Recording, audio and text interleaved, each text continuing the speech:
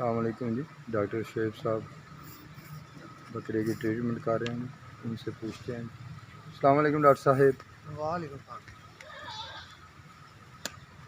Sir कोई बताएं, इस बकरे को आपने मेडिसिन की है? ये कुछ दिन पहले वीडियो लगाई थी कि ना इसके सींग काटे थे, तो उसकी वीडियो लगाई थी। तो उसके बारे में एक तो थोड़ा सा आपको बताएंगे और इसके अलावा बताएंगे कि डिहार्निंग जो है ना वो कैसे करते हैं, यानी कि जो बकरी के बच्चे होते हैं उनकी कैसे करनी है, जो गाय का बच्चा होता है उनकी जो है ना वो डिहार्निंग कैसे करनी है। तो उसके अंदर आपने जब जानवर बड़ा हो जाता है ना, तो उसका जो काटने का जो सींग होते हैं उसका काटने का तरीका और होता है, बच्चे जो हैं उनका जो सींग उतारने का तरीका और होता है।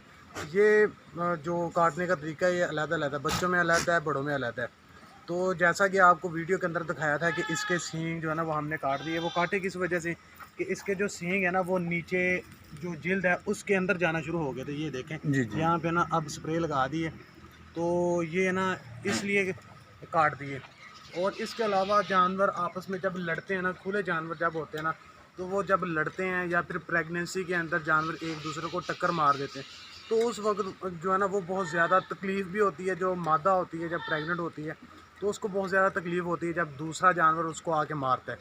इसके अलावा जानवर बाज़ औक़ात लड़ते हैं, यानी कि बकरे जो होते हैं वो लड़ना शुरू कर देते हैं आपस में, तो उनके जो सींग है वो ज़ख्मी होना शुरू हो जाते हैं, जिसकी वजह से ना जानवर डिस्टर्ब होना शुरू हो जाते हैं। और जानवर तो डिस्टर्ब होते ही है, ऊपर से मालिक जो है ना वो उल्टा परेशान हो जाता है कि जानवर के जो सींग है वो टूट गए हैं और खून बाज़ औक़ात जो है ना वो बहता रहता है, वो रुकता ही नहीं है।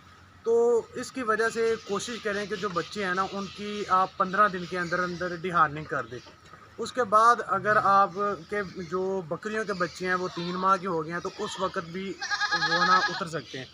आप यहाँ पे देख लें, ये बकरा देख लें, इसके जो सींग है ना वो तकरीबन ये 15 से 20 दिन का था जब इसके सींग उतार दिए थे। और ये जो हैं, ये जो बच्चा है इसके हमने उतारे हैं 3 माह के, तो ये भी यहाँ पे डंप हो जाएंगे। जो बच्चे हो जाते हैं ना 15 दिन के अंदर अंदर, उनके सींग बिल्कुल ही नहीं आते, वो बहुत ज़्यादा खूबसूरत भी लगते हैं, जैसे सींगों के बगैर बच्चे खुद ही पैदा हों। तो इसके साथ जो होते हैं ना, जब जानवर बड़े हो जाते हैं उस वक़्त जो तार होती है ना, तार की मदद से हम उनके सींग काटते हैं। उसके अंदर एक तो जानवर को तकलीफ़ ज़्यादा होती है, दूसरा जानवर के जो सर के अंदर चले जाते हैं ना सींग, वो जो मसला है ना वो अलग है, वो तकलीफ़ जो जानवर को अलग है। तो बेहतर अमल यही है कि आप जानवरों के जो सींग है ना वो टाइम से काट दें।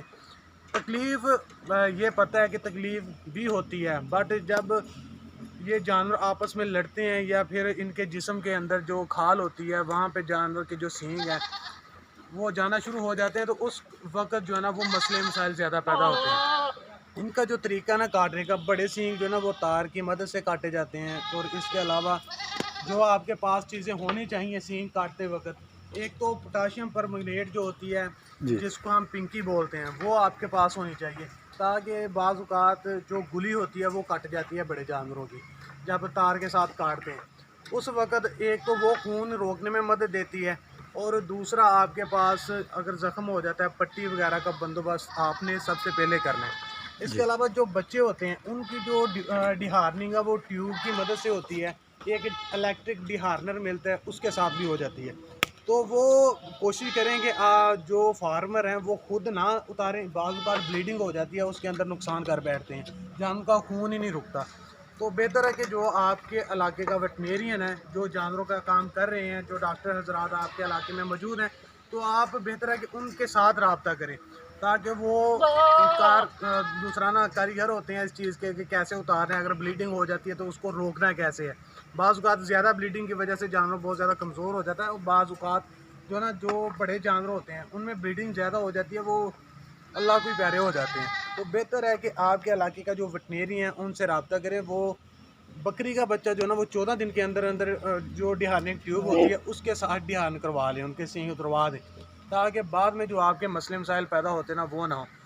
अगर आपके पास 50 बकरियाँ हैं, आपने जो 40 से 45 बकरियों के उतार दिए हैं सींग, और आपके बाकी बच गए हैं जी 5 से 7 जानवर जो या 10 जानवर उनके रहते हैं, तो वो जो 40 बकरियां होंगी ना वो मासूम होंगी आपके फार्म की। और जो बाकी आपके 5 से 10 जानवर बचेंगे वो बदमाश होंगे कह लें, ना वो आराम से रहेंगे ना दूसरों को आराम से रहने देंगे। तो बेहतर है कि टाइम के साथ इनके सींग ख़त्म करके जान छुड़वाएं।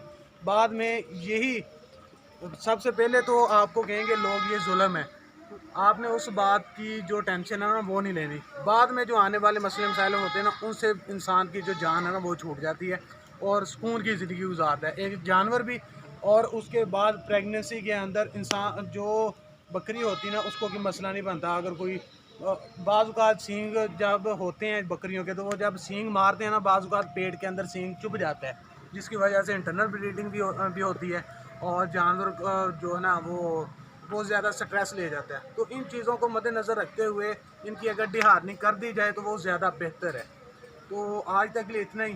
दुआ में याद रखिए, अगर आपका कोई और सवाल है तो वो भी आप कमेंट सेक्शन के अंदर दे सकते हैं, और बाकी अगर आपका कोई सवाल है आपके जहन में तो वो भी बता दें। जी बहुत बहुत शुक्रिया डॉक्टर साहब। ये देखें जी, ये इसके सींग हैं, ये इसकी जिल्द के ऊपर लग रहे थे, नीचे ज़ख़म बन जाते हैं, फिर जानवर को बहुत तकलीफ़ होती है। तो अभी डॉक्टर शुएब साहब ने इसके सींग काट दिए हैं जी। ये एक जो तार होती है जी, ये क्लच की या मोटरसाइकिल की किसी भी ब्रेक सी तार से ही काटते हैं।